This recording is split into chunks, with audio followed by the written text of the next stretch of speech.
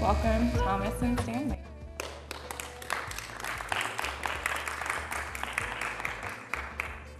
Okay, first I'll tell you a little about myself. Whoa, that microphone. I graduated from Mohawk Regional Trail High School. Then I went here and transferred to UMass, where I graduated with a degree in film production and psychology. And during my time at UMass, I made these 3 short videos that I'm gonna start with, and after I'll answer questions about Stanley or my day-to-day life in a wheelchair.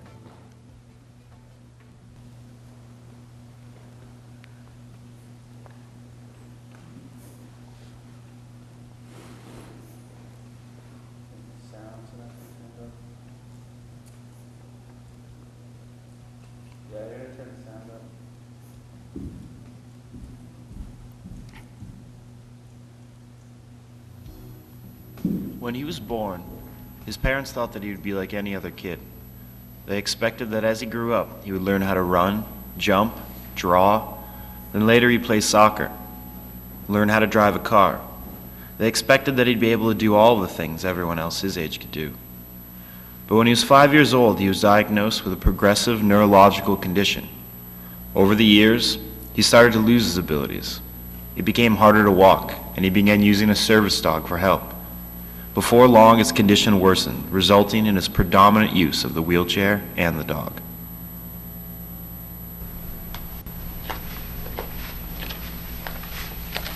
Oh, hello there. How are you? What's your name? Are you here by yourself? No, I'm okay. Are you blind? I'm sorry. Can I get you anything? No. Are you sure you're okay? Is someone coming to take care of you? You shouldn't be here by yourself, should you? No, I'm okay. You sure? I guess you're a big boy, aren't you? Well, if you're sure now, I've got to go.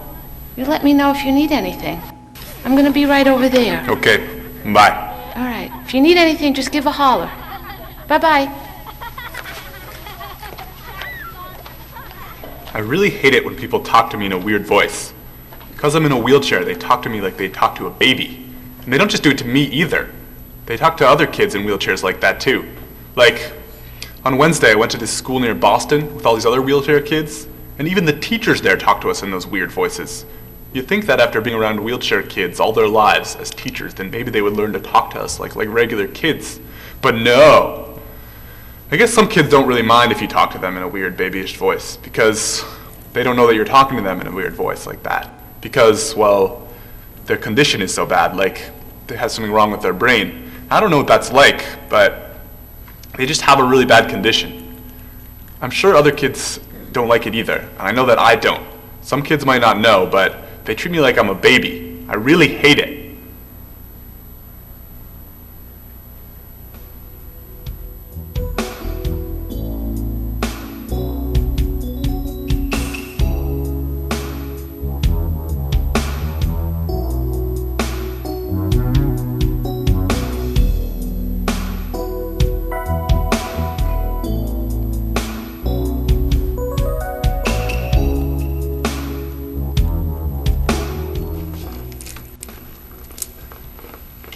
I'm hungry. Let's go get something to eat. Yeah, sounds good. I'm hungry too. Where do you want to go? I'm pretty hungry. Let's just go get something quick. Okay, you want to just get pizza? Your brakes off? Hello. Hey, hiya, Pooch. See a working dog? I guess you're not supposed to pet working dogs, but He's so cute. I just love dogs.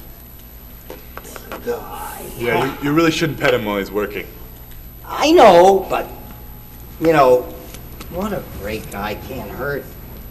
What's his name? Stanley. Stanley. What a great name. He's a terrific guy.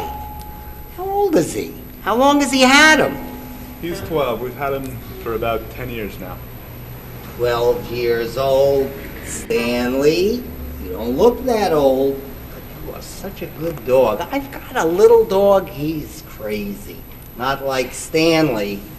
Stanley is really doing his job. Say, what does the dog do for him? Ask him. I understand when people talk to my assistant instead of me because they just don't know any better. But it's still annoying because I'm sitting right there, and they might not know it, but I can see them, and I can hear what they're saying. It doesn't bother me so much now, but when I was younger, it did. I remember this one time I was at the Green River playground with my friend Joel. A little kid was there, and he thought that I was blind, and he shouted so that the whole playground could hear, "Look, Mommy, look! He's blind!" I was so mad and embarrassed at the time, and so was my friend. Later, we thought of a good comeback. We could have said, "I'm not blind, but I can see that you're a jerk." We had a good laugh about that. Thought it was really clever, and it did make me feel better. I've always seen myself as a regular person, and I know that I'm different in some ways, and that I may need extra help. Still, that doesn't mean people have the right to talk to me in a weird voice, or not talk to me at all. Even though I'm different and that I need special treatment sometimes, I'm still like anybody else on the inside. I still feel and think like anyone else does. I'm just in a wheelchair. I think of myself as an equal, and I want to be treated like everyone else. I've learned to accept who I am and the people around me, even if they don't know any better. When I was younger, there was a few years there when I was really mad at myself and the people around me. But I worked through it. It was difficult to learn acceptance, but when I was ready to accept myself and the people around me, it made me into the person I am today. The only difference between me and you is that I'm in a wheelchair.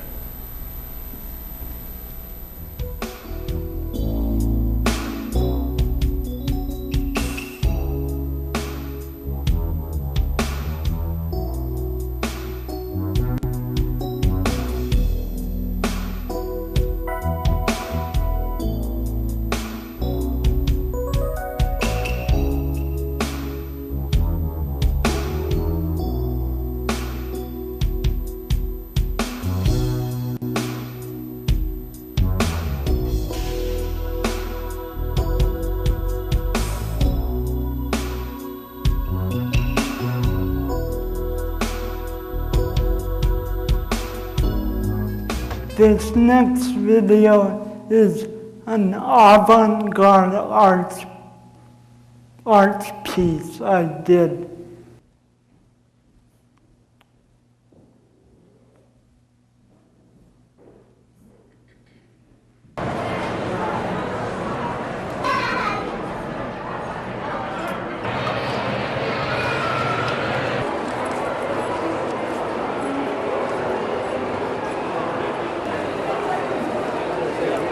Sorry, I had...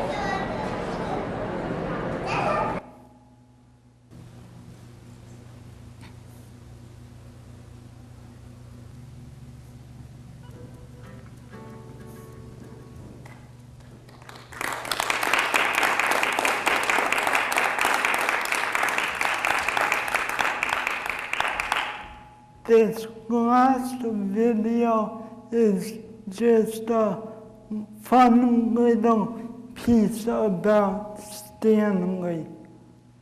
I did it while I was going to school here.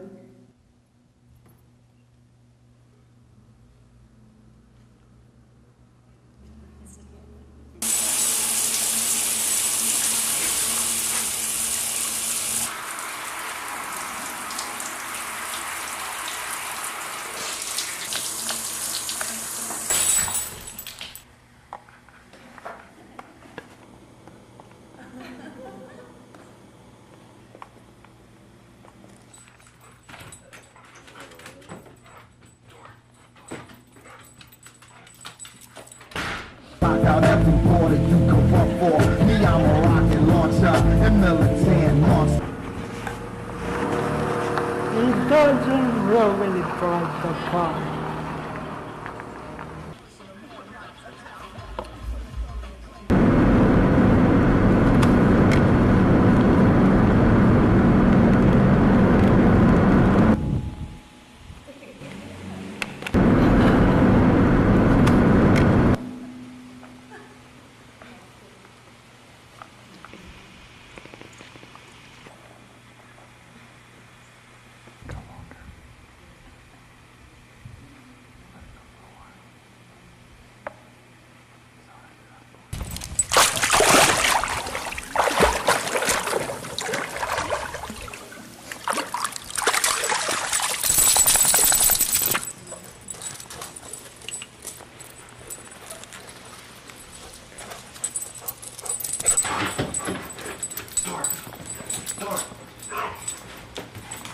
Ruffle some feathers, and viewers love their friend.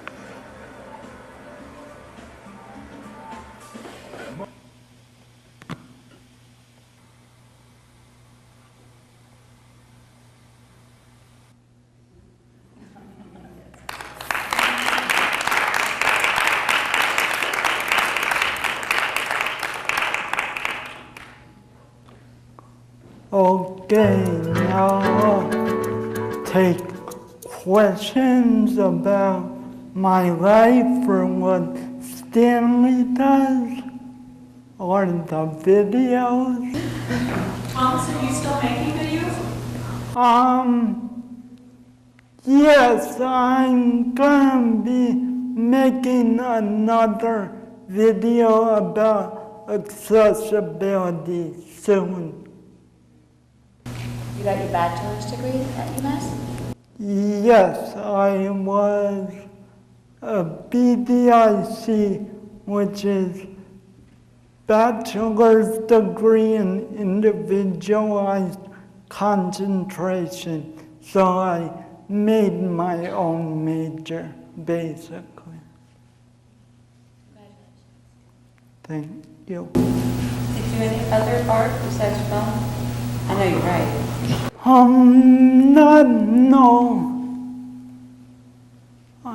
No.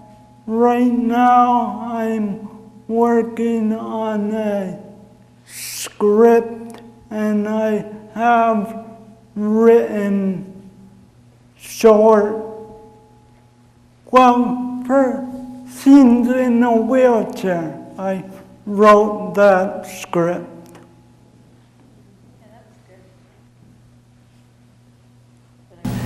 Thomas, what other types of things can Stanley do? We saw he can open and close doors. What other types of things do? Stanley picks up stuff. He can go get help. He can,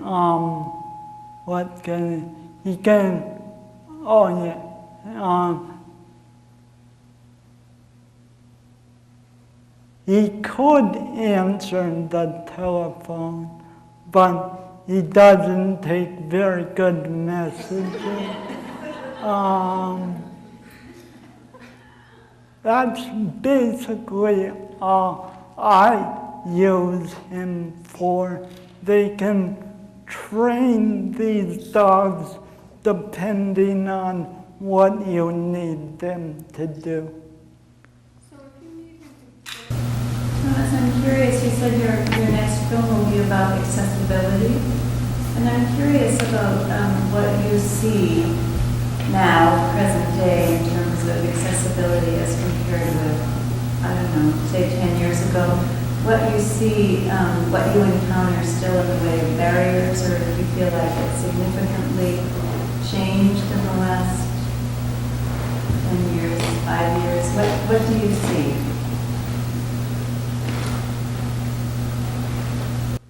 Yes, it has changed.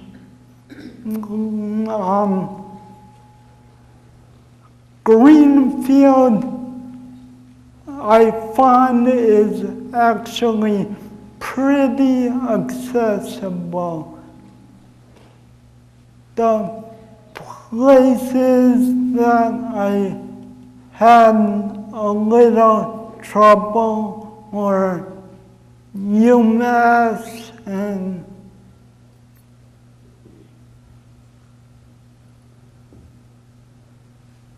actually this area might actually be pretty accessible.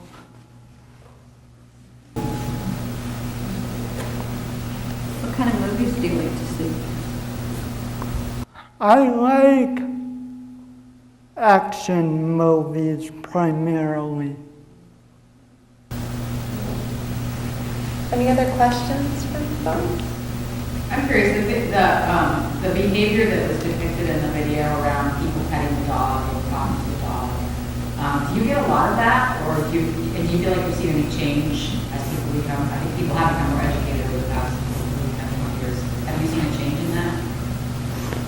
Yes, people know more about service dogs now. But it's mainly adults that come up and want to pet the dog. Like when we're at the Y, all the kids usually know it's a service dog. We're not supposed to pet it while it's working, but people have gotten better. And it even says, please don't pet me, I'm working on Stanley's pack.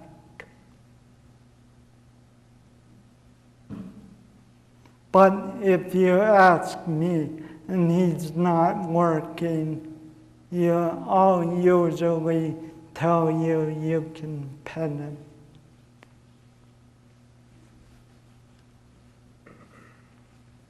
You said he was bred to be a service dog. Is he a particular breed, or is he a mix, or? He's a young lab. They find the labs and retrievers are the best service dogs. Well, thank you so much, Thomas. This was incredible. It was wonderful to see you use art and education together. I think it was very enlightening, and I'm very glad you're able to come back to GCC in this capacity and be here to talk with all of us. So thank you so much. Thank you.